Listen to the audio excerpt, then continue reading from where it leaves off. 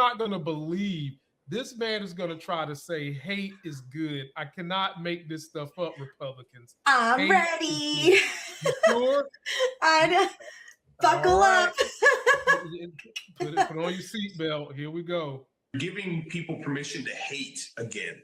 And I know that sounds a little harsh at first, but we've seen this movement to eradicate hate in our culture. That is the worst thing we could do. You know, the Bible talks about how God hates certain things. And when we say we want to eradicate hate, think about this. We're actually saying we want to eradicate a characteristic of God. And hate is not the opposite of love. Indifference is the opposite of love.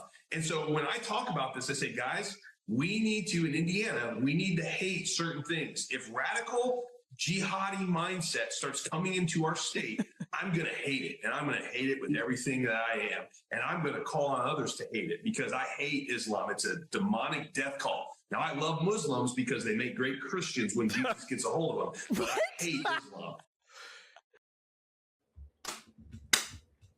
Male, God. Okay, wait, can I just compare this? Can I just go ahead, Mel, please, Lord, get the fuck out of here. Okay, so I heard, no, this is great. This is wonderful.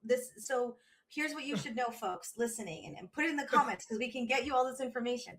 These are statements that are often used. There's a whole philosophical and debate and semantic frameworks you can study that can pick apart what this person is saying. But this is so close to when you have one point of logic that starts here and you kind of almost go so far away that you end up at the same place. And so one of the best examples of this kind of like weird logic he's using is I heard an incel influencer, and I can't remember which one, and their names aren't important. I heard an incel influencer tell another guy, like it was like an audience panel, right? And he was like, let me tell you why I don't go down on women. I don't do that because that makes you gay. What? Yes. And he had a full logical argument for it. His logical argument, yes, this is the same. You're going to see all the same parallels. He said, Lamont must be so gay. Lamont is discovering his homosexuality in this moment by how gay he is. Okay, like he's tell us how gay you are from all that cunnilingus. So he. Oh my god!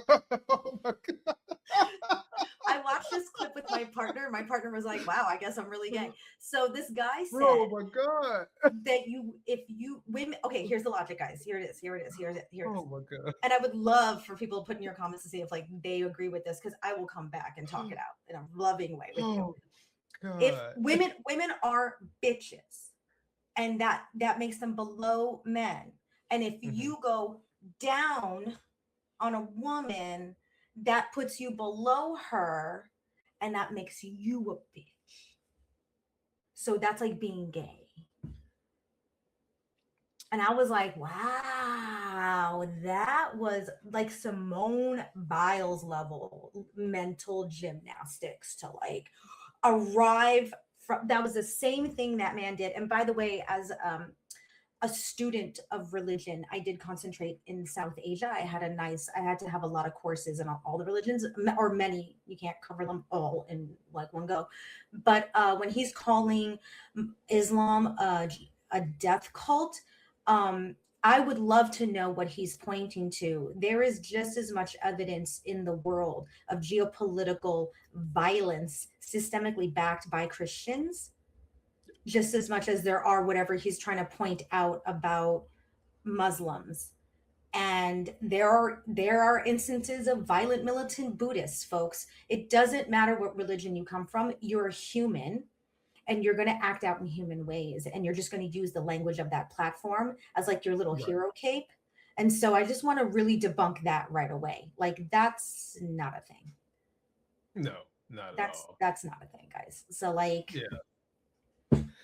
And white nationalist men like him have been doing this thing where they take a tiny nugget of the truth that most people can identify with, and then they just tell the story the way they want to tell it to make it sound authentic, to make it sound good. And if you're an educated person, the shit sounds like pure trash. It's Like, trash. it's just pure. Like the Heritage Foundation was doing this when I forgot which one of the founding fathers said all men are created equal, blah blah blah. Well, the Heritage Foundation was doing a commercial where they were saying, because God said this, it's not about being equal, it's about being merit. What the fuck? Come on, man. I also think it's amazing. Please, I'm sorry. Please. It blows my mind to hear that there are people who have this 6th and 8th grade education Yes. that fall for this stuff. Like they literally don't leave. The only time they have a date night is when the fair comes to their county. Yeah. And they don't escape that type of thought. So they don't know that there's more to learn. Yes. And they fall for the banana in the tailpipe. Floor is yours. Yeah. First of all, thank you for letting me tell you that story, because it's such weird. It's logic that you can see clearly when you trace the path where you're like, oh, you're all over the place. I feel immense compassion, and compassion does not mean you get to exonerate people's responsibility and behavior. Right. I'm just making that distinction, and I feel compassion for the people who are not able to access, however that didn't come to them, a level of education that allows them to recognize basic bullshit. Exactly.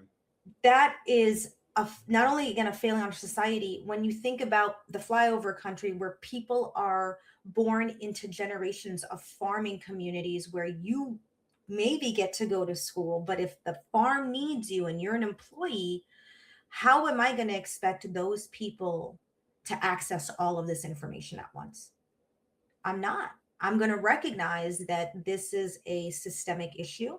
And to Lamont's point, we need to address the education in this country. Have to. Because it equips individuals to see past, this is what this man said. He can't get away with that in a higher level institution of learning, because no one would respect it. Nope. It's just such obvious drivel that he's using in the moment to try to manipulate a mind that is ripe for predation. People are prey when they don't have context. Yep. So we have that context, and it's easy for us to be like, trash.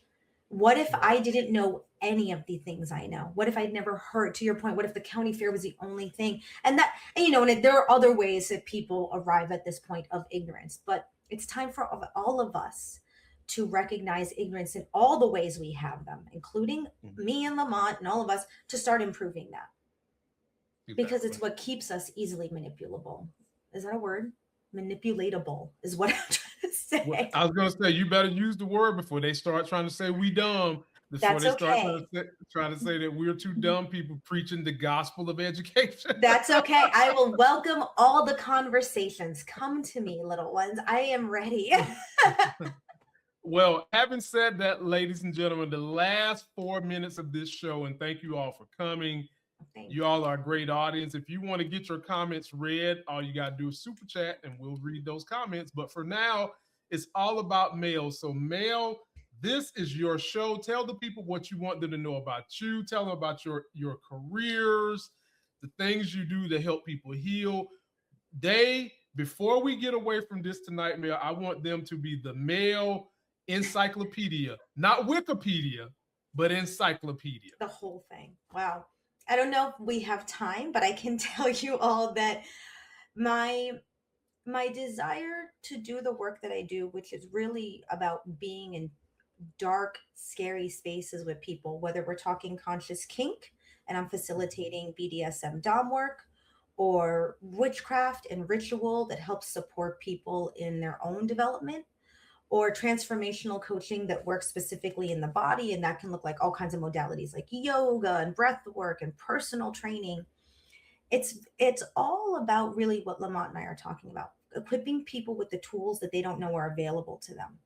My work is often about showing people, educating people how their bodies work and how their thoughts and emotions affect the state of beings of their physical bodies.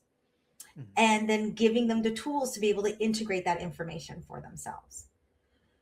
When we're talking about dismantling and debunking racism for the benefit of our own country, for the benefit of people to be able to effectively fight for democracy, a lot of the interpersonal dynamics are reflected when we're trying to bridge the gap between one another, when we can't always see one another, when we're triggered by one another, when we have thoughts or assumptions. This is everyone.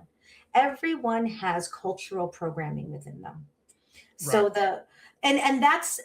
that shows up in the obvious places I'm talking about, especially when it comes to like the kink stuff and people get and the witchy stuff, right? Because that's got some visual panache. But the real work is in embracing and loving yourself and confronting the racism within you with compassion and without shame, so that you can go, ew, I don't want that thought that I just had about other people. That's not me. That's not actually intelligent assessment. We all have that. And that's how I got to talk to Lamont, because of the podcast I have with Dr. Shoshana Garfield, a white woman clinician originally from New York City, now living in the UK, who decolonizes therapy and therapeutic spaces. This angel in the world has real work out for her. And so we link up together to demonstrate to others how to have an actually functional and productive interracial relationship, that we are loving to one another, we have emotional intimacy, and we confront sometimes blind spots and gaffes. And we have to talk each other through the misunderstandings and the difficulties without hostility. And we just want others to have those tools also. So that's the podcast. Wow. Ladies and gentlemen, her link is in description. We all have insecurities, and Yes. how you handle those insecurities is what makes you a Yes. man or a woman. For those Yes. that love to use those said terms, me personally, I like to say an adult human being. We oftentimes see people using, instead of figuring out their own insecurities and working on it, they take out those insecurities on others to make That's right. themselves feel good about That's their right. own little teeny tiny insecurities, folks. And you don't have to do that. The No. true measure of any man or any woman, any man's man, any woman's woman, is being able to deal with the demons you have within in an adult manner. And if you want to get some of that work done, Mel's link is in the video description. All you got to do is click it, send her a message, and she'll look out for you.